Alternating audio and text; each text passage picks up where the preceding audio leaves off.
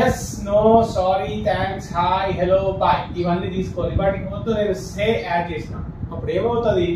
సే yes అంటే yes చెప్పు, say no అంటే నో చెప్పు, సే సారీ అంటే సారీ చెప్పు, సే థ్యాంక్స్ అంటే థ్యాంక్స్ చెప్పు. ఓకే, అట్లానే సే హాయ్ అంటే హాయ్ చెప్పు, సే హలో అంటే హలో చెప్పు, సే బాయ్ అంటే బాయ్ చెప్పు. ఇట్లా so many things we have. We can create so many examples. చూద్దాం. Say no to smoking, smoking కి నో చెప్పండి. ఇట్లాంటి చాలా చూస్తాం మనం. సే ఎస్ టు యోగా, యోగాకి ఎస్ చెప్పండి. Say no to alcohol, alcohol కి నో చెప్పండి. Like so many sentences, right?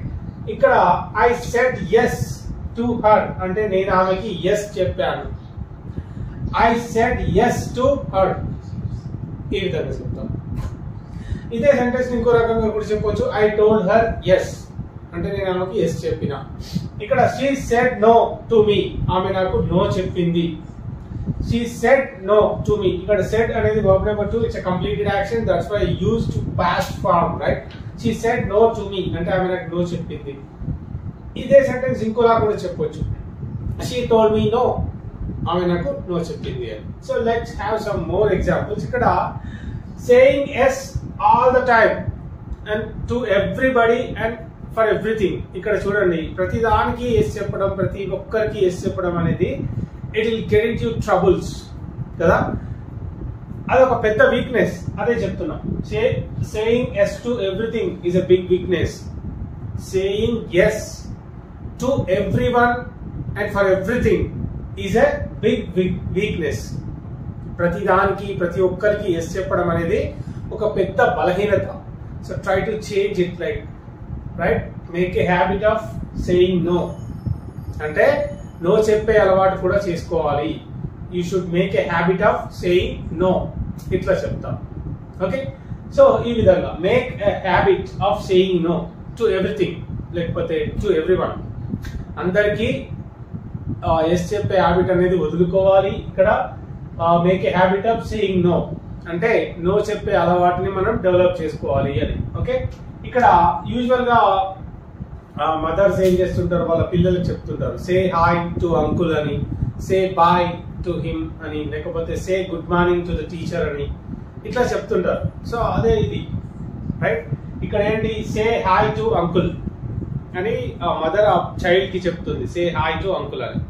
ఒకవేళ నేను అంకుల్ కి హాయ్ చెప్పిన అని ఆ పిల్లాడు వాళ్ళ మదర్ తో చెప్పింది అనుకోండి, I said hi to uncle, to the uncle, right? లేకపోతే I said good morning to the teacher, teacher కి నేను గుడ్ మార్నింగ్ చెప్పిన. ఈ విధంగా ఇక్కడ say good morning to the teacher, teacher కి గుడ్ మార్నింగ్ చెప్పు.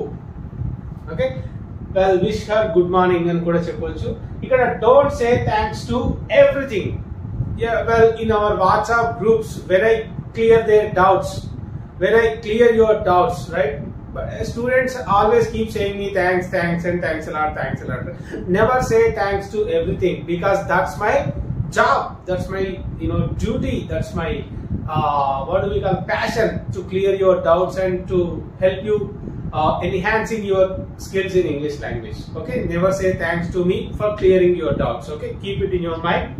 Ikkada, well, don't say thanks every time, ప్రతిసారి థ్యాంక్స్ చెప్పకండి. Never say no to learning. Learning ఏదైతే ఉంటుందో, లెర్నింగ్ న్యూ థింగ్స్ అనేది it's a great thing of course. Never say no to learning new things అంటే కొత్త విషయాలు నేర్చుకోవడానికి ఎప్పుడు కూడా నో చెప్పకండి అని. వెల్, ఇక్కడ did you say yes to the project? Well, your boss has offered you a new project. Well, it seems that you are not interested. ఇప్పుడు అడుగుతున్నాం, డిడ్ యూ సే ఎస్ అంటే నువ్వు ఎస్ చెప్పినవా to the project, ఆ project కి yes చెప్పినవా అని అడిగినప్పుడు ఇట్లా, did you say yes to the project. Okay, well, say sorry to her అంటాం. అట్లానే ఆమెకి సారీ చెప్పు, say sorry to your boss, లేకపోతే say sorry to her, say thanks to her, ఇట్లా చెప్పొచ్చు. ఓకే, మర్చిపోకండి. అలాగే I always say no to alcohol. Alcohol కి నేను ఎప్పుడు నో చెప్తాను అని చెప్పాలంటే ఈ విధంగా.